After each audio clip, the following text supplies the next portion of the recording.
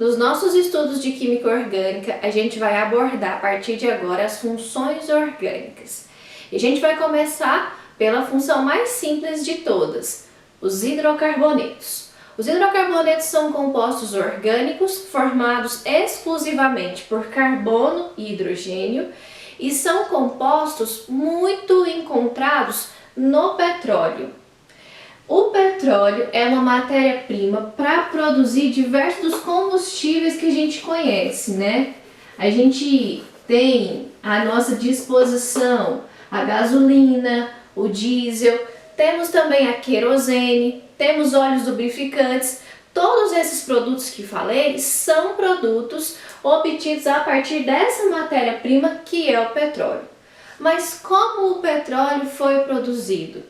O petróleo foi produzido há milhares de anos atrás, durante uma decomposição não completa de organismos vivos. Então, se a gente voltar um pouquinho no tempo e colocar aqui alguns seres vivos para representar, eu coloquei uma árvore e um animal para que vocês verem essa representação de seres vivos. Bom, essa decomposição desses animais foi uma decomposição incompleta. Por quê? No momento em que eles estavam se decompondo, algumas camadas de poeira ou de terra começaram a se sobrepor e aumentaram a temperatura e a pressão desses seres vivos em decomposição.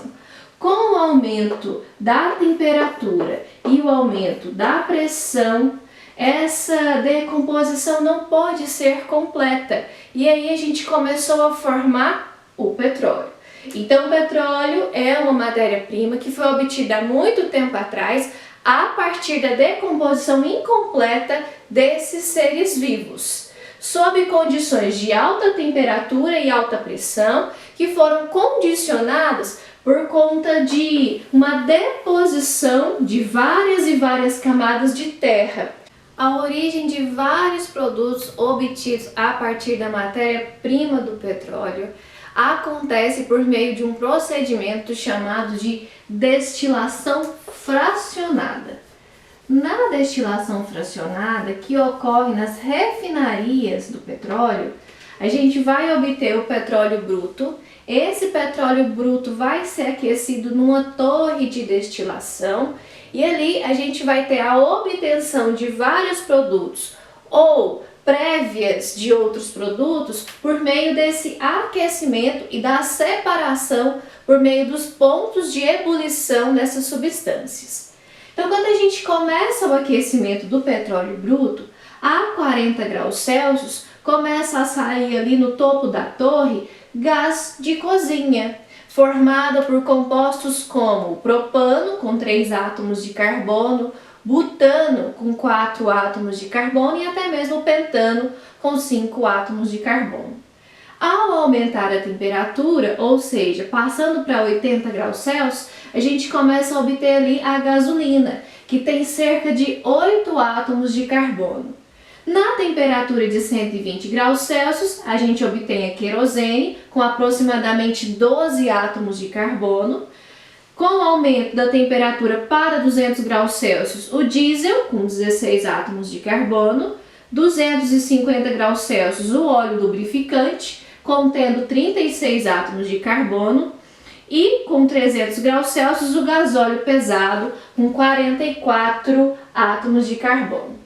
Repara que quanto menor a quantidade de átomos de carbono, maior vai ser a tendência dessas substâncias se encontrar no estado gasoso. E isso acontece porque quando a gente aumenta a quantidade de átomos de carbono, a gente está aumentando ali a massa molecular da substância. Então, se a gente aumenta os átomos de carbono, aumenta a massa molar ou molecular, e isso faz com que haja uma tendência das substâncias de estarem no estado sólido. A primeira substância que saiu aqui, é o gás, que está no estado gasoso. As demais estão no estado líquido. A gente percebe que as substâncias óleo lubrificante e gasóleo pesado, elas vão estar com uma consistência mais viscosa, elas vão estar com a textura muito parecida com a do mel. Por quê? Porque tem uma quantidade maior de átomos de carbono e isso faz com que sua massa molar aumente, então ela vai ter uma tendência a se solidificar maior. A última substância obtida aqui na destilação do petróleo é o alcatrão, com 80 átomos de carbono. O alcatrão, ele se encontra no estado sólido já. Então, veja bem, aumentando a quantidade de átomos de carbono, aumenta-se a tendência da substância estar no estado sólido. Aumentando também a massa molar dos hidrocarbonetos, a gente aumenta também o ponto de ebulição dessas substâncias. Porque se você tem uma molécula maior, você precisa de mais energia para que ela passe do estado líquido para o estado gasoso.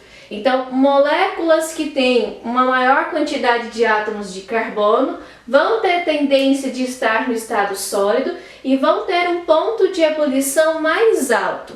E essa tendência, ela se replica para todos os hidrocarbonetos e as demais funções orgânicas também. A nomenclatura dos hidrocarbonetos segue aquela regra geral da IUPAC, que compõe o nome por prefixo, infixo e sufixo. No caso dos hidrocarbonetos, o sufixo sempre vai ser a letrinha O. Então, quando a gente se depara, por exemplo, com uma molécula igual essa daqui, ó, repara que ela só é formada por carbono e hidrogênio. Não tem nenhum átomo diferente disso aqui. Então, ela é classificada como um hidrocarboneto. Aqui a gente percebe um hidrocarboneto formado apenas por ligações simples, né? Então a gente vai usar aquele infixo AN, que é o que a gente usa quando temos ligações simples.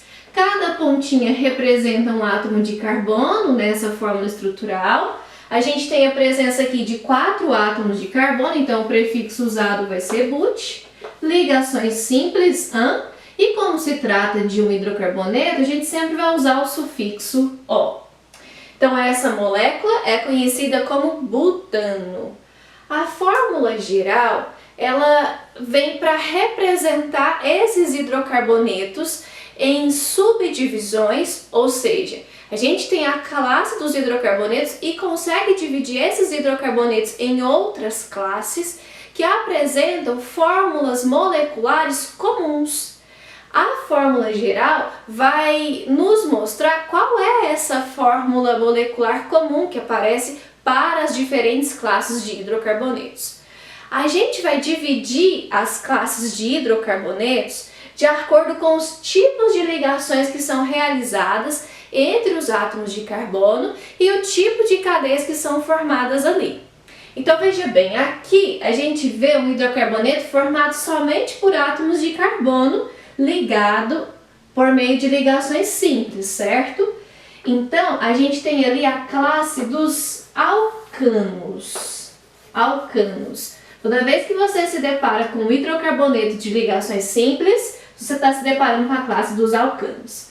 Os alcanos têm fórmula geral CnH2n mais 2, ou seja, quando eu olho para a molécula de butano e essa molécula de butano apresenta 4 átomos de carbono, a quantidade de hidrogênios ligados a esses átomos de carbono vai ser o dobro de carbono mais 2. Então, 2 vezes 4, 8 mais 2, 10. A fórmula molecular do butano é essa, porque segue a fórmula geral dessa classe de hidrocarbonetos que são chamados de alcanos. Aqui nesse segundo exemplo, a gente tem uma cadeia fechada. Então, sempre que a gente se depara com a cadeia fechada, a gente coloca a palavrinha ciclo antes. Essa cadeia fechada tem 6 átomos de carbono, então fica ciclohexano. E também tem ligações simples, né? Então, por isso que eu coloco o AN aqui. Aqui, a gente tem uma classe de hidrocarbonetos conhecida por cicloalcano ou ciclano. Ciclo para indicar que é um alcano de cadeia fechada. E a fórmula geral de todos os cicloalcanos é CnH2n. N. Porque ao fechar a cadeia, são perdidos 2 hidrogênios, entende? Então, por isso que a fórmula geral do ciclo alcanos sempre vai ser essa daqui. A gente consegue, então, inferir qual é a fórmula molecular do ciclo hexano aqui, ó. Como no ciclo hexano a gente tem 6 átomos de carbono, então C6, os hidrogênios vão ser o dobro dos átomos de carbono. O dobro de 6, 12. Então, fórmula molecular do ciclo hexano, C6H12. Por que a gente passa essa fórmula geral para vocês, nossos alunos? Porque eles facilitam na hora de estabelecer a fórmula molecular do composto. Você não precisa contar quantos hidrogênios tem. Se você souber a fórmula geral das subclasses dos hidrocarbonetos, você consegue inferir qual a fórmula molecular da substância que você vê ali. Aqui a gente tem uma molécula que contém 1, 2, 3, 4, 5 átomos de carbono. Então a gente tem um prefixo pente. Temos também uma ligação dupla no carbono 2. Então a gente tem um pente 2-eno. Certo? A nova classe que a gente está vendo aqui não é nem cicloalcano nem alcano, é uma cadeia de alceno ou alqueno. Na cadeia de um alceno, que são aqueles hidrocarbonetos que apresentam uma ligação dupla, a gente vai ver a fórmula geral CnH2n igualzinha do cicloalcano. Porque quando você estabelece uma dupla, você acaba perdendo os 2 hidrogênios aqui, ó. Por isso que aqui tem menos 2 hidrogênios comparados com a fórmula do cicloalcano. Então, como a gente tem 5 átomos de carbono aqui, ó, C5, os hidrogênios vão ser o dobro dos átomos de carbono, C5H10. Para a gente finalizar a fórmula geral e finalizar também esse review de nomenclatura, a gente se depara aqui com uma molécula que tem 1, 2, 3, 4, 5 átomos de carbono. Então também vai ser usado o prefixo pente. E a gente tem aqui uma ligação tripla. Essa ligação tripla está no carbono 1.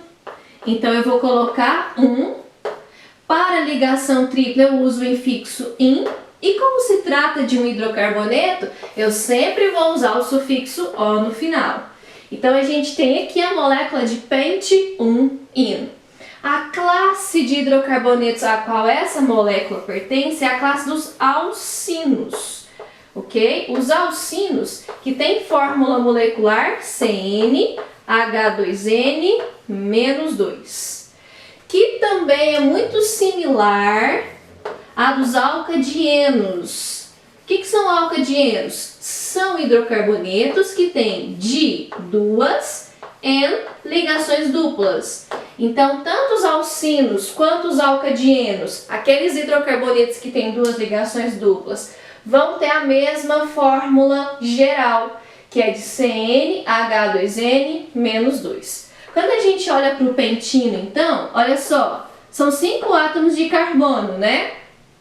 Os hidrogênios vão ser o dobro dos átomos de carbono menos 2. O dobro de 5 é 10, menos 2, 8. Essa é a fórmula molecular desse alcino aqui. Saber identificar as propriedades dos hidrocarbonetos é algo muito importante, porque permite a gente inferir a solubilidade, o ponto de ebulição, as interações intermoleculares que esses hidrocarbonetos fazem. Bom, a gente já viu um pouquinho sobre as propriedades deles quando eu falei para vocês sobre o petróleo, né? Lá na explicação sobre o petróleo, que foi obtida há vários e vários anos atrás, por conta da decomposição incompleta de matéria orgânica, a gente percebeu que quanto maior for a quantidade de átomos de carbono, ou seja, quanto maior for a molécula de hidrocarboneto que a gente está vendo ali, maior vai ser a massa molecular. E isso é fato, porque quando você tem mais carbonos, você vai ter que multiplicar mais por 12. Isso aumenta a massa molar da substância. Quando você aumenta a quantidade de carbonos, aumenta a massa molar, aumenta também o ponto de ebulição. O que é ponto de ebulição? É a temperatura na qual a substância passa do estado líquido para o estado gasoso. Moléculas maiores têm maior massa molar, têm maior ponto de ebulição. Outra propriedade importante dos hidrocarbonetos diz respeito à sua polaridade. Os hidrocarbonetos são moléculas apolares, todos eles. Isso é, não tem uma diferença significativa de eletronegatividade entre os átomos de carbono e hidrogênio, o que condiciona essa molécula como apolar. Então, todos os hidrocarbonetos são apolares e, por serem apolares, são substâncias lipofílicas, que se dissolvem muito bem em gordura e não se dissolvem em água. Lipo, gordura, fílica, amiga, então é amiga da gordura. Por serem substâncias apolares, também realizam interações muito fracas, que são conhecidas como interações de Van der Waals. Lembrando que as interações de Van der Waals são das 3 interações possíveis, são interações mais fracas dentre essas 3. Então, por ser substâncias apolares, realizam interações de Van der Waals, o que faz com que o seu ponto de ebulição seja mais fácil de ser atingido, certo? Mas claro, vamos relembrar aqui que o ponto de ebulição depende também da massa da molécula, tá? Então, as interações de Van der Waals são fracas interações, não mantêm as moléculas tão juntas e a polaridade insignificativa da molécula de hidrocarboneto torna essa substância muito solúvel em gordura e pouco solúvel em água. Essas são as principais propriedades dos hidrocarbonetos que você sempre tem que ter em mente quando for fazer um exercício ou quando for realizar um exame.